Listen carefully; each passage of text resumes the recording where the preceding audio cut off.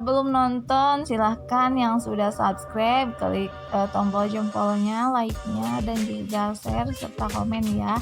Yang belum subscribe silahkan subscribe, nyalakan tombol loncengnya, like dan juga share ya.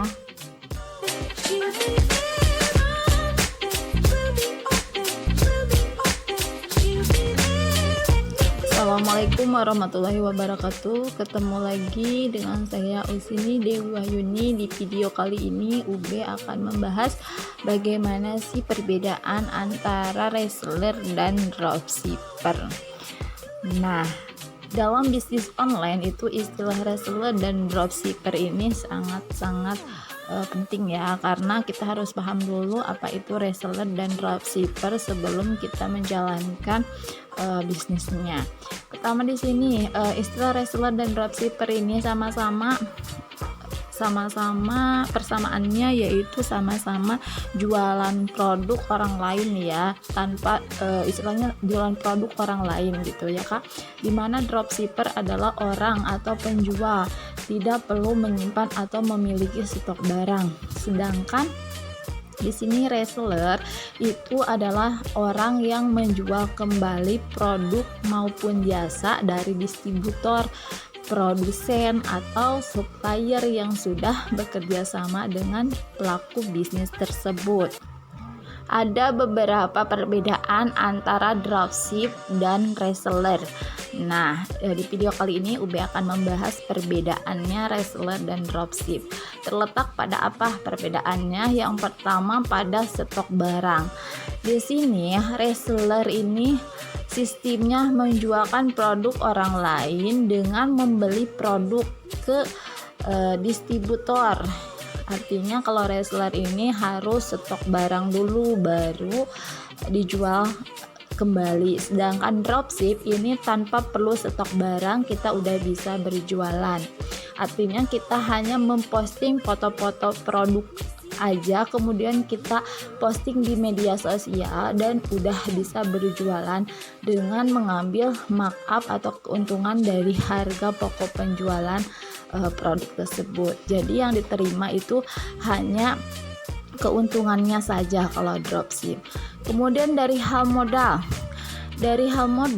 reseller ini perlu punya stok modal ya, minimal seenggaknya kita punya 1 juta untuk modal membeli produknya ke distributor. Sedangkan untuk reseller, sedangkan untuk dropship ini tidak punya modal pun kita udah bisa jualan produk. Jadi modal tidak menjadi hal utama untuk seorang dropship, karena tanpa modal pun seorang dropship dia bisa berjualan. Yang ketiga, promosi. Untuk reseller, promosinya ini bisa secara online maupun offline, karena reseller ini mempunyai stok produk di rumah, jadi dia bisa berjualan secara offline juga ya, dengan menawarkan kepada tetangga ataupun kerabat terdekat. Sedangkan untuk dropship ini tidak bisa, karena dropship ini penjualannya gambar saja, jadi bisa jualannya hanya lewat online saja. Untuk hal keuntungan, untuk reseller ini pertama bisa menentukan harga jual sendiri, kemudian keduanya bisa menjual langsung kepada teman ataupun di media sosial, online ataupun offline. Kemudian ketiga, bisa belajar untuk mengelola keuangan. Kemudian yang keempat, tidak akan kena marah oleh pelanggan apabila produk tidak sesuai. Yang kelima, memahami produk yang dijual, karena memang produk fisiknya bukan hanya melihat dari sebuah gambar atau foto. Sedangkan untuk dropship, keuntungannya itu tak perlu pusing memikirkan stok produk. Kemudian kedua, tak perlu lagi memusingkan urusan pengemasan produk. Ketiga, tidak ada kata rugi apabila produk tidak laku terjual. Kemudian yang keempat, bisa bekerja sama dengan banyak supplier sekaligus.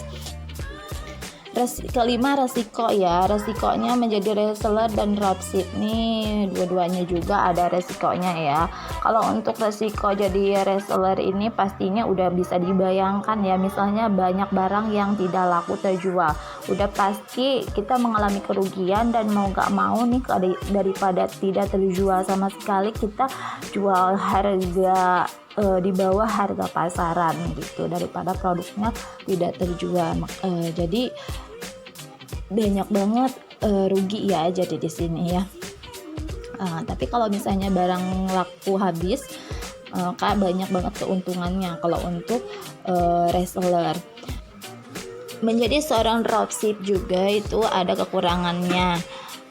Terlihat seperti gampang, tapi dropshipper ini juga ada kekurangannya. Sekedar diketahui, nama barang nggak selamanya selalu tersedia di supplier, sehingga di sini pesanan yang datang mau nggak mau harus ditolak dulu. Kalau misalnya tidak ada di supplier, kita berhenti berjualan. Di sini saya membuat skema dropship ya agar mudah dipahami. Di sini dropship, misalnya kita promosi terus tiba-tiba ada yang membeli produknya, kita tinggal orderkan ke suppliernya, ke distributor, kemudian distributor yang mengirim barang atas nama kita ke pembeli. Sedangkan di sini untuk reseller, kita membeli produk ke distributor dan menyetok barangnya di rumah, kemudian ada konsumen beli, langsung kita yang kirim ke penjual, ke pembelinya gitu.